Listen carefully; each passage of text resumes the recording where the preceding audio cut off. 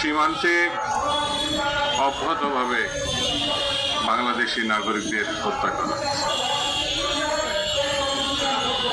এটা আজকে হচ্ছে এমন না, দীর্ঘদিন ধরে এটা অব্যাহত আছে। স্বাধীন সার্বভৌম গণতান্ত্রিক বাংলাদেশের নাগরিকরা নিরাপত্তা চাবে, নিরাপদের সঙ্গে বসবাস করবে, এটা খুব স্বাভাবিক। যেসব নাগরিকদের হত্যা করা হয় তারা বাংলাদেশের সীমানার মধ্যেই থাকে, কিন্তু তারপরেও এটি একটি জঘন্য অপরাধ। কোন রকম সতর্কতা ছাড়াই তাদেরকে নির্বিচারে হত্যা করা, এটা আমরা তীব্র প্রতিবাদ জানাই। এটা বন্ধ করতে হবে। পৃথিবীর অন্য কোনো দেশে এরকম বর্বরতা নাই, যেটা আমাদের সঙ্গে বন্ধু রাষ্ট্র হিসাবে পরিচিত পার্শ্ববর্তী দেশ যেভাবে এগুলো করছে। বন্ধুরা, সীমাহীন লুটপাট, গণতন্ত্র হত্যা, নির্বিচারে মানুষ হত্যা, এটা গত 1-1.5 মাস আগের কথা না। 16 বছর ধরে নির্বিচারে মানুষ হত্যা করেছে। গণতন্ত্র এবং স্বাধীনতার প্রশ্নে কথা বলার জন্য, মানুষের অধিকার দাবি কথা বলার জন্য শেখ হাসিনার সরকার এই অপকর্মগুলো করেছে। এত টাকা সরিয়েছে বাংলাদেশের ব্যাংক থেকে শুরু করে 12টি ব্যাংক থেকে। বিশ্বে এই ধরনের নজির আছে বলে আমার জানা নেই। এই টাকাগুলো বিদেশে পাচার করা হয়েছে, পার্শ্ববর্তী দেশে এবং বিভিন্ন দেশে এই টাকা আছে। গণমানুষের তীব্র আন্দোলনের মুখে শেখ হাসিনা পালিয়ে ভারতে গেছে। ভারত তাদের সিদ্ধান্ত নিতে হবে, তারা গণতন্ত্রের সপক্ষে ভূমিকা রাখবে নাকি ফ্যাসিবাদের প্রতিভূ যিনি হত্যাকারী, যিনি গণতন্ত্র মানে একেবারে ধ্বংস করেছে, স্বাধীনতা বিপন্ন করেছে, তার পক্ষ নেবে। এটি ভারতকে সিদ্ধান্ত নিতে হবে। আমরা খুব বিস্মিত হয়েছে বাংলাদেশের প্রধান উপদেষ্টা জাতিসংঘে বক্তৃতা করতে গিয়েছিলেন সাধারণ পরিষদে।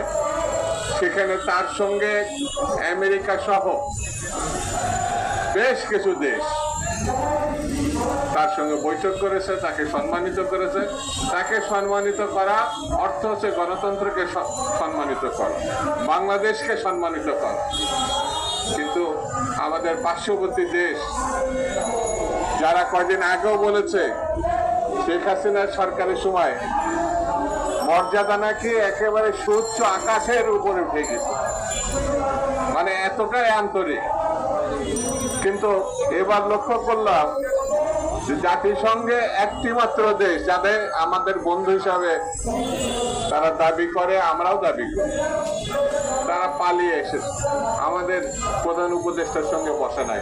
তার মানে তিনি গণতন্ত্রের সঙ্গে বসেন, তিনি মানবতার সঙ্গে বসেন নাই, তিনি শিষ্টাচারের সঙ্গে বসেন নাই। যে দেশ 71-এর মুক্তিযুদ্ধ, 90-এর গণ আন্দোলন, গণ অভ্যুত্থান, 24-এর গণ অভ্যুত্থানে বারবার প্রমাণ করেছে তারা গণতন্ত্রের শুধু পছন্দ করে না, মানুষের অধিকার মানবতার শুধু পছন্দ করে না, এর পক্ষে তারা রক্ত দিয়ে দাবি আদায় করতে, তার পক্ষে তারা দাঁড়ায় না। আমি বেশি কথা বলবো না। আপনারা এই তীব্র গরমের মধ্যে এই জায়গায় আপনারা আছেন, শুধু একটা কথা বলি, যেখানে টাকা থাক বাংলাদেশের টাকা, লুটের টাকা, সে যদি সাগরের নিচে থাকে অথবা কোনো ব্যাংকে অথবা শেখ পরিবারের কোন সদস্যের কাছে, আওয়ামী লীগের কোন সদস্যের কাছে, ভালো এটা ফেরত পাঠান, বাংলাদেশ সরকারের কাছে এটা ফেরত পাঠান। এটা দেশের জনগণের, মোর জনগণের, খেটে খাওয়া মানুষের টাকা। এই টাকা যতক্ষণ পর্যন্ত বাংলাদেশে উদ্ধার না হবে ততক্ষণ পর্যন্ত তা কারোর সঙ্গে কোনো আপোষ নেই।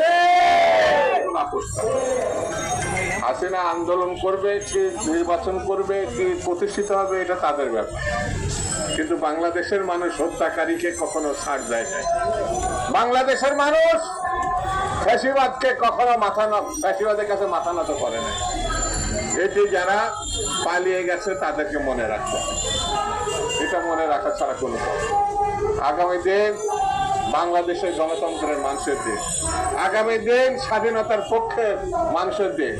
দেশনেত্রী বেগম খালেদা জিয়া এবং জনাব তারেক রহমান আগামী দিনে যিনি প্রধানমন্ত্রী, তিনি স্পষ্ট করে বলেছেন বাংলাদেশ কিভাবে চলবে।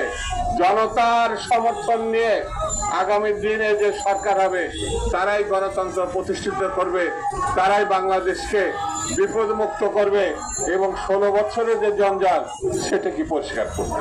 এটাই হচ্ছে বিএনপির লক্ষ্য, এটাই দেশনেত্রীর লক্ষ্য, এটাই দেশ নায়ক জনাব তারেক রহমানের লক্ষ্য, গণমানুষের লক্ষ্য। সেই জন্য আমাদের ঐক্যবদ্ধ থাকতে হবে।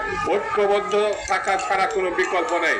চারিধারে ষড়যন্ত্র, চারিধারে বিশৃঙ্খলা করার অপচেষ্টা হচ্ছে, তার বিরুদ্ধে আমাদেরকে রুখে দাঁড়াতে হবে। এই আহ্বান সবাইকে জানিয়ে সবাই